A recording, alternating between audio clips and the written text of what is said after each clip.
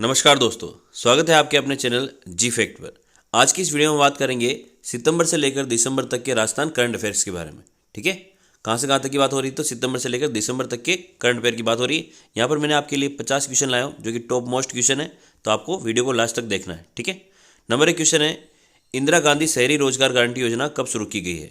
तो option number A है 9 सितंबर, option number B है 18 सितंबर, ऑप्शन नंबर 3 है 19 सितंबर और ऑप्शन नंबर 4 है 20 सितंबर। तो इसका सही आंसर होगा 9 सितंबर को जो है इंदिरा गांधी शहरी रोजगार गारंटी योजना लाई गई है। यानी शहरी क्षेत्रों के अंदर भी जो है रोजगार के लिए ये योजना लाई गई है। इसमें भी जो है 100 दिन का रोजगार उपलब्ध कराया जाएगा, ये आपको ध्यान रखना है। साथ ही यहाँ पर बहुत सारी जानकारी आपको अभी इसके बारे में मिलेगी, तो आप वीडियो को देखते रहें। अगला है, राज्य की हस्तशिल्प नीति कब जारी की गई है? ऑप्शन नंबर ए है 17 सितंबर, ऑप्शन नंबर बी है 18 सितंबर, ऑप्शन नंबर सी है 19 सितंबर, ऑप्शन नंबर डी है 20 सितंबर। तो इसका सही आंसर होगा 19 सितंबर को जो है राज्य की हस्तशिल्प नीति जारी की गई है। ठीक है, अगला क्वेश्चन है, राज्य की हस्तशिल्प नीति के तहत हस्तशिल्प बैंक कहाँ स्थापित किया जाएगा? ऑप्शन नंबर ए है जयपुर, ऑप्शन नंबर बी है जोधपुर, ऑप्शन नंबर सी है अजमेर, ऑप्शन नंबर डी है बीकानेर। तो इसका सही आंसर होगा जयपुर के अंदर जो है राज्य की हस्तशिल्प नीति के तहत जो है हस्तशिल्प बैंक स्थापित किया जाएगा। ठीक है, अगला क्वेश्चन है, अमृत सरोवर योजना में राजस्थान का कौन सा स्थान रहा है? नंबर 1 है पहला, दूसरा, तीसरा और चौथा। तो याद रखना है कि अमृत सरोवर योजना के तहत राजस्थान का जो है चौथा स्थान रहा है। ठीक है, आपको ये ध्यान रखना है। अगला क्वेश्चन है, इंदिरा गांधी योजना की शुरुआत कहाँ से की गई है? यानी अभी जो मैंने बात की थी इंदिरा गांधी शहरी रोजगार गारंटी योजना की बात की है, तो यहाँ पर ऑप्शन नंबर ए खाने की बावड़ी जयपुर, ऑप्शन नंबर बी चौक Jaipur, option number C Mansarovar Jaipur, option number D Sanganer Jaipur. तो इसका सही आंसर होगा खाने की बावड़ी जयपुर के अंदर जो है इंदिरा गांधी शहरी रोजगार गारंटी योजना की शुरुआत की गई है। अगला क्वेश्चन है, राज्य की हस्तशिल्प नीति कब तक प्रभावी रहेगी? ऑप्शन नंबर ए है 31 मार्च 2026, 30 अप्रैल 2026, 25 मार्च 2026, 30 मार्च 2026। तो इसका सही आंसर होगा 31 मार्च 2026। ठीक है, ये आपको ध्यान रखना है। अगला क्वेश्चन है, इंदिरा गांधी शहरी रोजगार गारंटी योजना में कितना बजट रखा गया है? तो ऑप्शन नंबर ए 800 करोड़ रुपए, ऑप्शन नंबर बी 900 करोड़ रुपए, ऑप्शन नंबर सी 1000 करोड़ रुपए, ऑप्शन नंबर डी 1100 करोड़ रुपए। तो इसका सही आंसर होगा 800 करोड़ रुपए इसके लिए बजट रखा गया है। अगला क्वेश्चन है, राजस्थान फिल्म फेस्टिवल में लाइफ टाइम अचीवमेंट अवार्ड किसे मिला है? ऑप्शन नंबर ए है Sanjay Mishra, option number B Ikram Rajasthani, option number C है Laxman Vyas, option number D इनमें से कोई नहीं। तो आंसर होगा इसका संजय मिश्रा को जो है राजस्थान फिल्म फेस्टिवल में लाइफ टाइम अचीवमेंट अवार्ड मिला है। ठीक है, याद रखना है संजय मिश्रा इसका आंसर होगा। लक्ष्मण व्यास जो है राजस्थान ललित कला अकादमी के अध्यक्ष है, ये आपको ध्यान रखना है। Question number 9, palace on wheels शाही रेलगाड़ी राजस्थान में वापस कब शुरू की गई है? तो ऑप्शन नंबर ए 12 अक्टूबर, 13 अक्टूबर, 14 अक्टूबर और 15 अक्टूबर। तो इसका सही आंसर होगा 12 अक्टूबर को जो है पैलेस ऑन व्हील्स शाही रेलगाड़ी को वापस शुरू कर दिया गया है, ये आपको ध्यान रखना है। अगला क्वेश्चन है, नो पार्किंग और ट्रैफिक सिस्टम का पालन नहीं करने वालों पर कार्रवाई के लिए कौन सा ऐप बनाया गया है? ऑप्शन नंबर 1 है ट्रैफिक कार्रवाई ऐप, ऑप्शन नंबर बी है RajCop citizen app, option number C है no parking app, option number D है कानून ऐप। तो यह आंसर होगा राजकोप सिटीजन ऐप को बनाया गया है। किसके लिए बनाया गया है? तो नो पार्किंग और ट्रैफिक सिस्टम का अगर जो पालन नहीं करता है तो उस पर कार्रवाई के लिए ऐप को बनाया गया है। अगला क्वेश्चन है, राजस्थान में कितनी नई इंदिरा रसोई खोली गई है? ऑप्शन नंबर है 520, 530, 540 और 512। तो इसका सही आंसर होगा 512। बजट के अंदर जो है राजस्थान सरकार ने 1000 इंदिरा रसोई खोलने की घोषणा की थी। यहाँ पर अभी फिलहाल आपको याद रखना है कि 512 नई भी इंदिरा नई रसोई योजना खोली गई, इंदिरा नई रसोईया खोली गई है, ये आपको ध्यान रखना है। ठीक है, अगला क्वेश्चन है, राजस्थान के किस व्यक्ति को डिजाइन इनोवेशन नेशनल अवार्ड दिया गया है?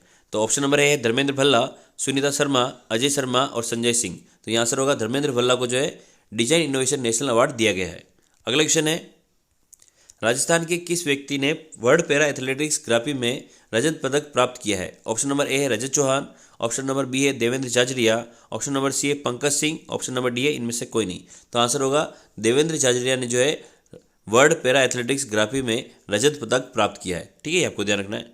अगला क्वेश्चन है, किस योजना के तहत बालिकाओं को निःशुल्क टैबलेट वितरित किए जाएंगे? ऑप्शन नंबर है बुनियादी मिशन बुनियादी, ऑप्शन नंबर बी है मिशन शिक्षा, ऑप्शन नंबर सी है बालिका डिजिटल योजना, ऑप्शन नंबर डी है इनमें से कोई नहीं। तो आंसर होगा मिशन बुनियादी के तहत जो है बालिकाओं को निःशुल्क टैबलेट वितरित किए जाएंगे। ठीक है, ये आपको ध्यान रखना है। अगला क्वेश्चन है, वर्ष 2022 का के बिरला फाउंडेशन का 32वां बिहारी पुरस्कार राज्य के किस व्यक्ति को सम्मानित किया गया है? ऑप्शन नंबर ए है माधव आड़ा, ऑप्शन नंबर बी है Suresh Sharma, option number C है Ajay Kumar Bhadu, option number D है इनमें से कोई नहीं। तो आंसर होगा इसका माधव हाड़ा को जो है 32वां बिहारी पुरस्कार दिया गया है। और किसके द्वारा दिया गया है? तो के बिरला फाउंडेशन के द्वारा ये प्रदान किया गया है। और इनकी रचना का नाम जो है पचरंग चोला पहर सखीरी इनकी रचना का नाम है, ये आपको ध्यान रखना है।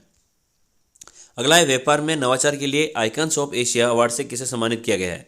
ऑप्शन नंबर है Rohit Sharma, option number B Sanjay Singh, option number C Akshara Kumari, option number D Bhanwar Singh Bhati. तो इसका सही आंसर होगा रोहित शर्मा को जो है आइकन्स ऑफ एशिया अवार्ड से सम्मानित किया गया है। ठीक है, आपको ध्यान रखना है। ये अवार्ड से संबंधित एक वीडियो मैं पहले भी अपलोड कर चुका हूँ, तो आप लोग मेरे चैनल पर जाकर उस वीडियो को भी देख सकते हैं। नंबर 17 क्वेश्चन है, राजस्थान का पहला संत प्रतिमा संग्रहालय कहाँ शुरू किया गया है। Option number A Samor Bagh Udaipur, option number B Mansarovar Jaipur, option number C Ratanada Jodhpur, option number D Rajgarh Churu. तो इसका सही आंसर होगा सामोर बाग उदयपुर के अंदर जो है राजस्थान का पहला संत प्रतिमा संग्रहालय शुरू किया गया है। अगला क्वेश्चन है, राज्य में पशुधन बीमा योजना का शुभारंभ कब किया गया।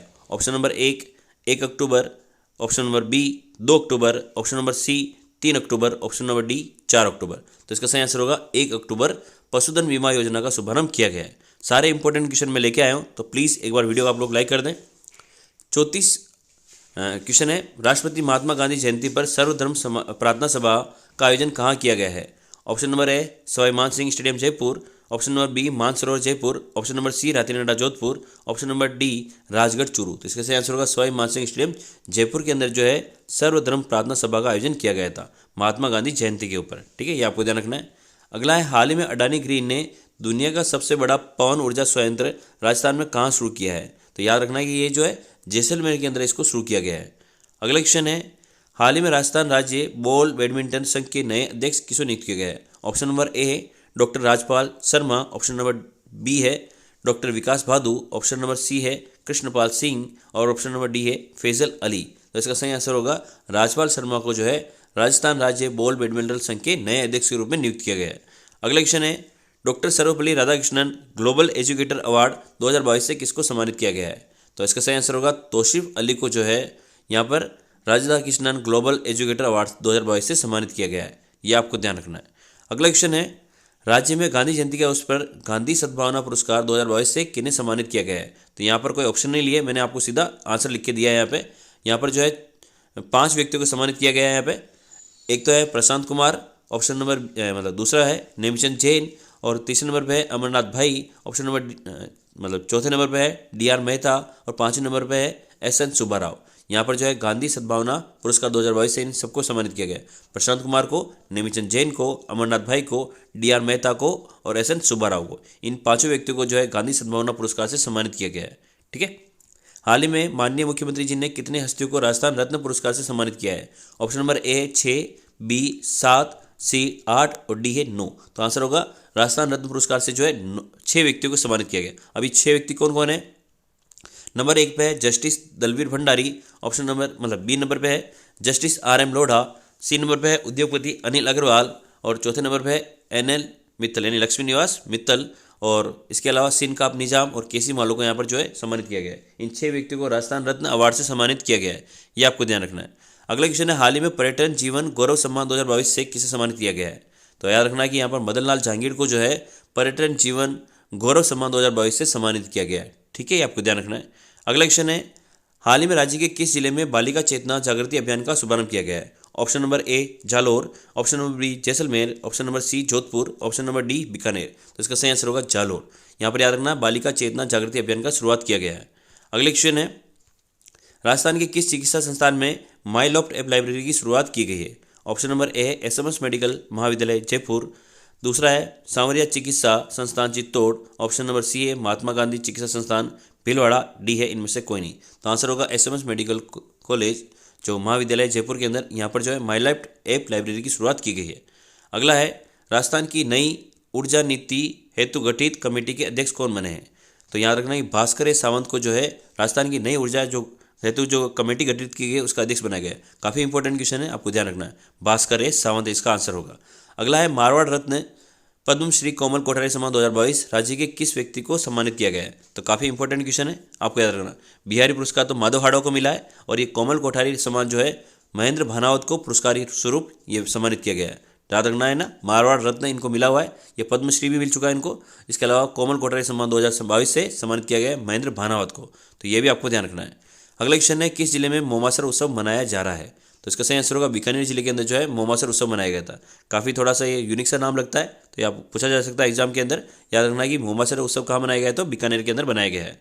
अगला क्वेश्चन है, हाल ही में अखिल भारतीय लघु कथा सम्मेलन में लघु कथा विद्या में स्वर्गीय मधुदीप स्मृति पुरस्कार से राज्य के किस व्यक्ति को सम्मानित किया गया है? तो याद रखना है कि डॉक्टर नीना छब्बर को यहाँ पर सम्मानित किया गया है।